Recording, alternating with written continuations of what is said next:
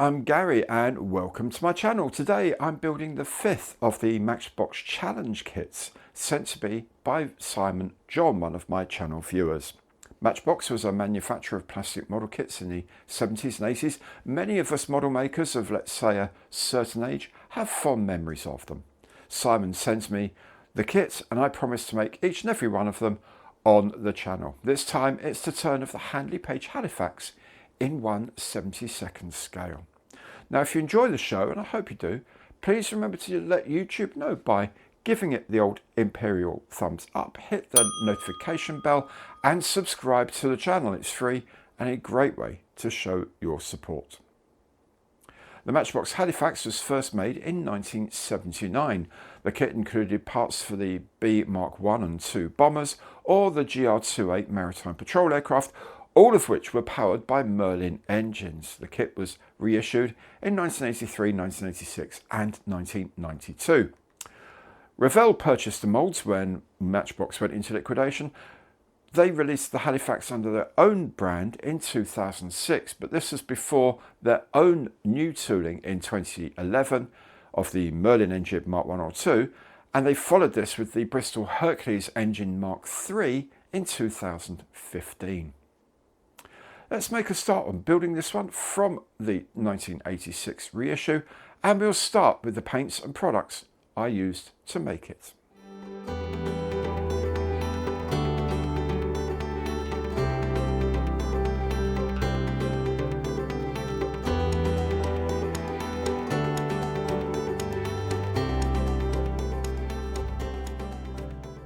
Right, we're making a start on this Halifax. First thing I'm going to do is paint this instrument panel and engine quadrant in black.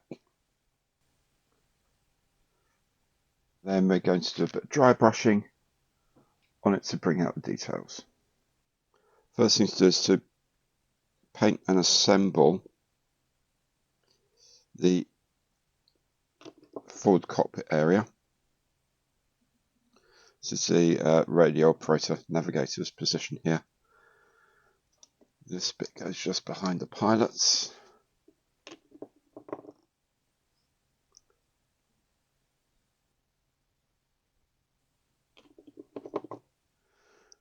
And then this bit's the control instrument panel, rather. I've also put the control yoke in, like so. I'm going to put the aircrew figures in as well. This is the pilot. I've done him with full flying suit. Get this back up. There we go. There we go. His full leather flying jacket and all that, because he's a pilot and that's what they do. And the navigator, I've put him in array of colours. You know, it's all over battle dress. It's a bit warmer, presumably. There you go. So that's the flight deck crew done. There we go. Hello, chaps. And before we can put the two halves of the fuselage together, we need to build the rear gun turret, because that goes in next. So there's this cross piece that holds the two guns on, and then the other two guns on here, because it's a 4-gun turret in the rear. Then this piece here clips into the gun turret itself, the glass of the gun turret here, and then a back shell goes on. That's how it all goes together.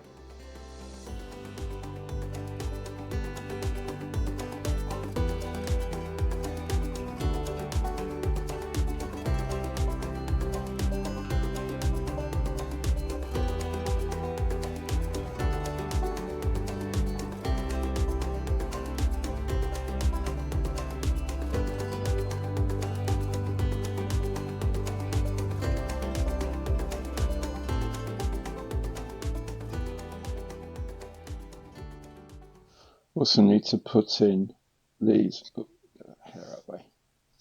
Let's come from these small windows on each side.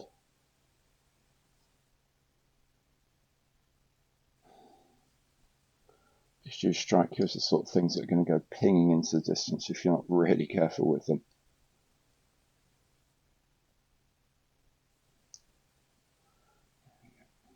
Oh, there we go, that one. Okay, you go. Right, so now we can put in the rear turret snugly there. We can put in the cockpit section here.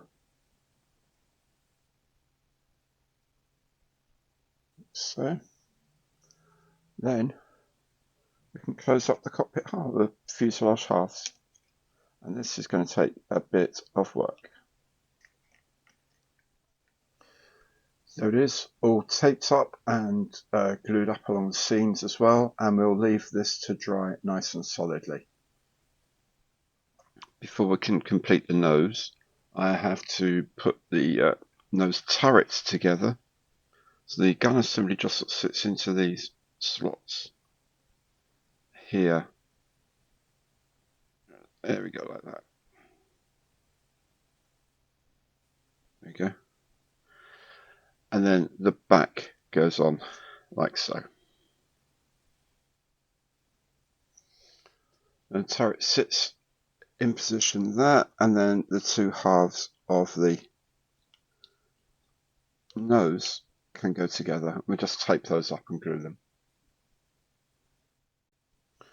The bomb aimer's position can go in here. Let's make sure it sits all the way back. So let that dry. Then we can put the bomb aimer figure into the front as well. So it sits there.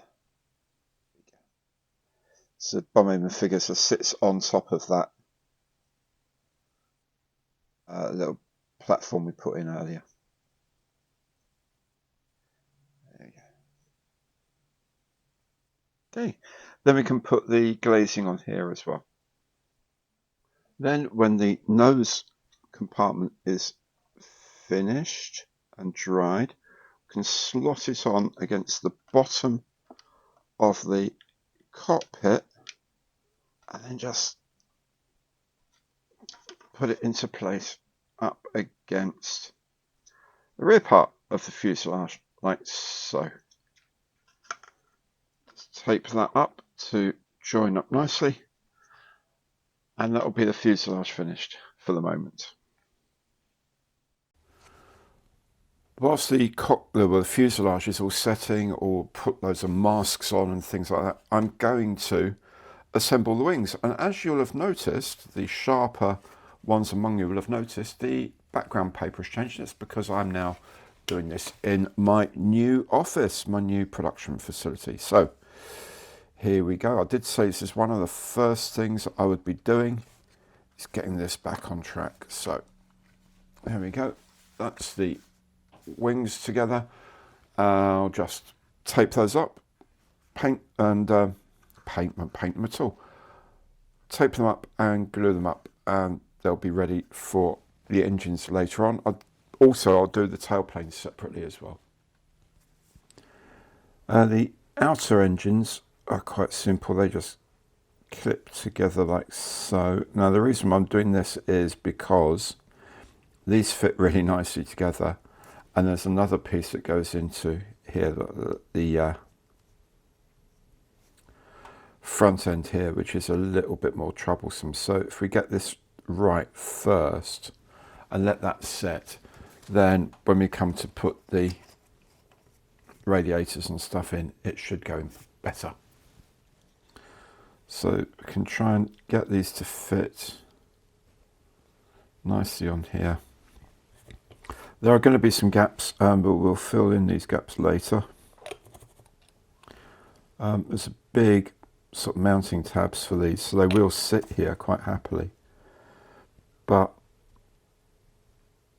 here we go.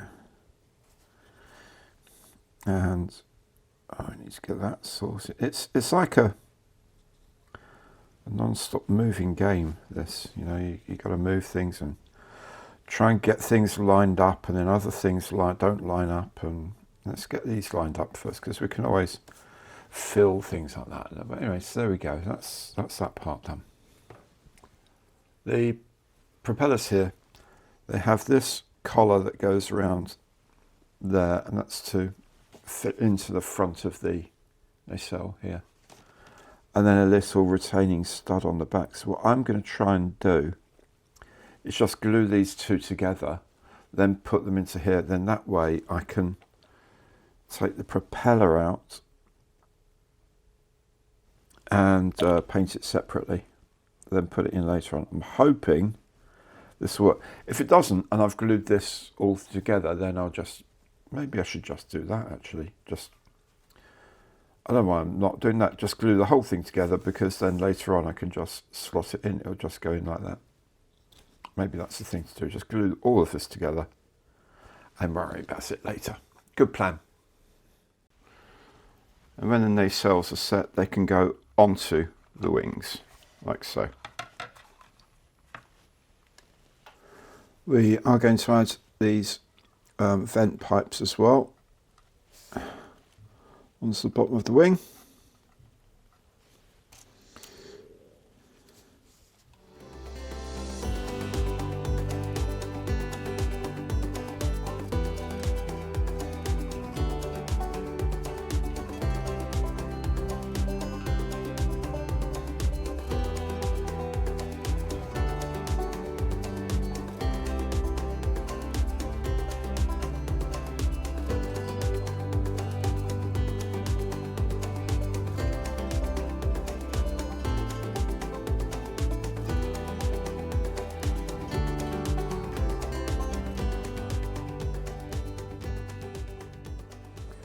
And now I'm going to fit the wings into the fuselage like so, and we just set them up and let them dry.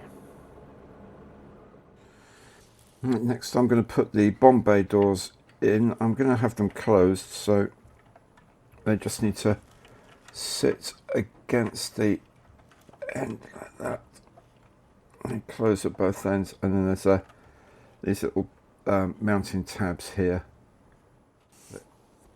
Now for the inside doors, and the other ones that go flat here, there's a sort of lip on the part here, just tiny little lip on this edge, and that's the bit that goes on the outside. And also you can see there's a bit of a bend in it just here. That bend sort of sits about here, so that's the way round it goes. The undercarriage slots in like so, and then sits in here, the front like that, like this. Then the actuators sit into two slots at this end, and then at the front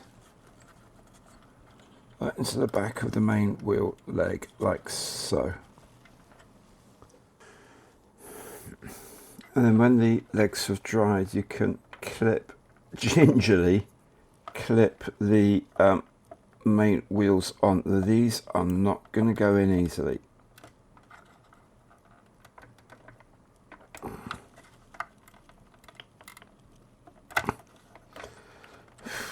I was really worried about breaking them then, to be honest. I'll do the other side first, maybe.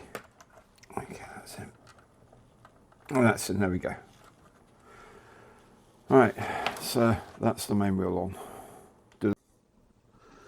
Let me put the undercarriage doors on as well. They kind of have like these little tabs that sit on the edge of the nacelle, and then you can just run some glue along the rest of the edge for it to sit on. That'll all dry, don't worry about it, we won't see it anyway, will we?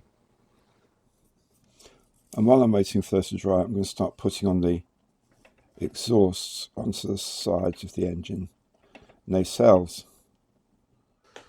Now, each propeller has a spinner prop boss that goes on, and clips on like so. Then the propeller assembly goes into the front of the nacelle, like so.